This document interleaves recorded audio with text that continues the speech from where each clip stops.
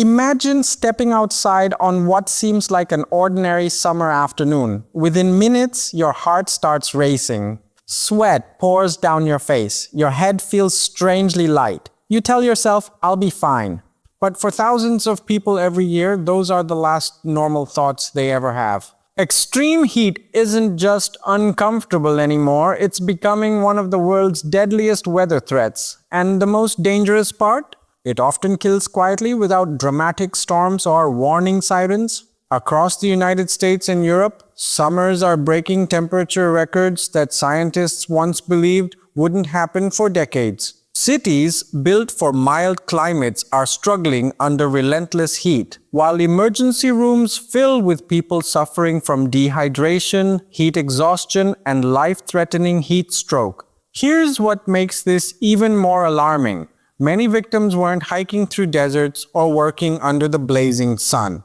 They were walking their dogs, gardening, driving home, or simply sleeping in homes that never cooled down overnight. The good news is that your body is far more capable of surviving extreme heat than most people realize if you understand how it works. Some of the most effective protections don't require expensive equipment or powerful air conditioners. In fact, many of them come straight from nature and have been used successfully for generations. But before we reveal those simple yet powerful strategies, you first need to understand why heat can turn deadly so much faster than most people expect.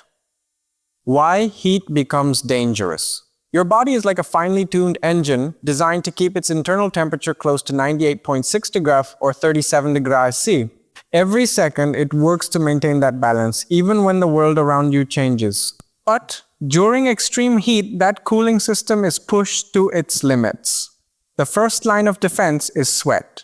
As sweat evaporates from your skin, it carries heat away, cooling your body naturally. It sounds simple, but here's the catch. On humid days, the air is already packed with moisture, so sweat evaporates much more slowly. You may be dripping with sweat, yet your body is barely cooling at all. That's why 19.5 degrees Fahrenheit, 35 degrees C with high humidity can sometimes feel more dangerous than 104 degrees Fahrenheit, 140 degrees C in a dry climate.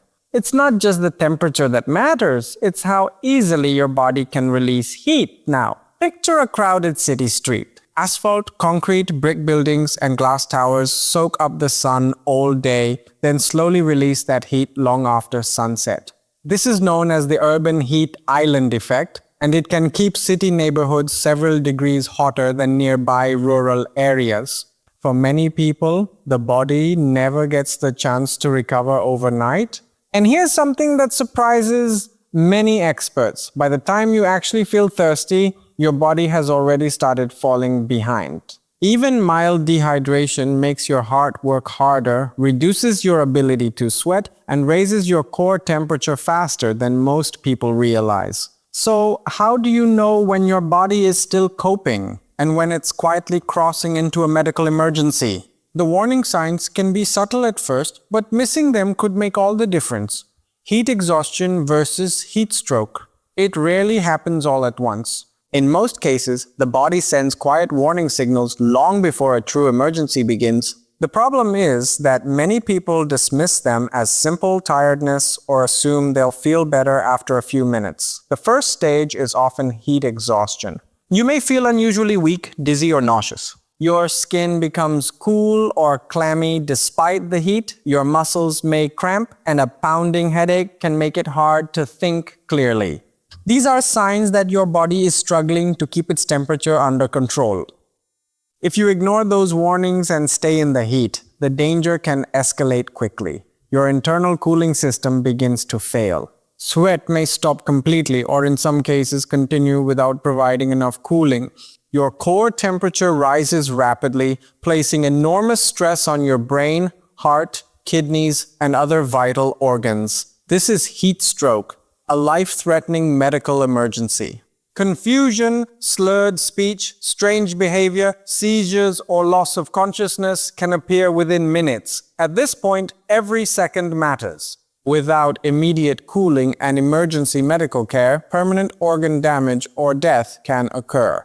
Older adults, young children, pregnant women, outdoor workers, athletes, and people with heart disease or certain medications face a much higher risk. But extreme heat doesn't always spare healthy people. Every summer, fit runners, hikers, construction workers, and even tourists become victims simply because they underestimated the conditions. The encouraging news is that preventing heat illness is often much easier than treating it.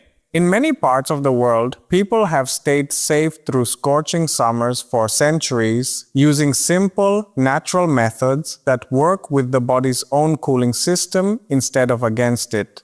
And the first of those methods may be the easiest change you can make today. Next, natural ways to stay cool. Long before air conditioners became common, people learned to survive intense summers by working with nature instead of fighting it. Many of those time-tested habits are now supported by modern science. The first is simple. Stay ahead of dehydration. Don't wait until you're thirsty.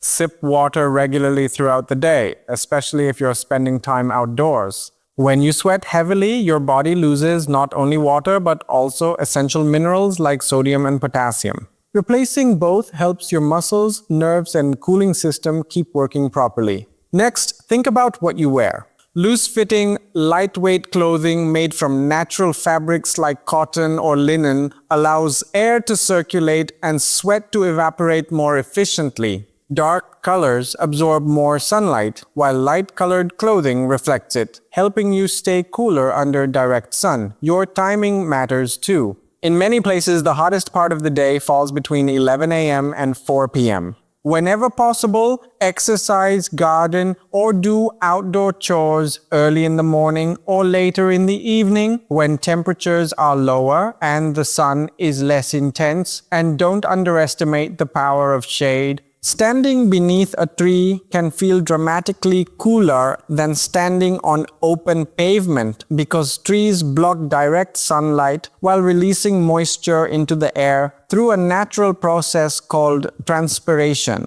It's one reason parks often feel like cool islands in the middle of a hot city.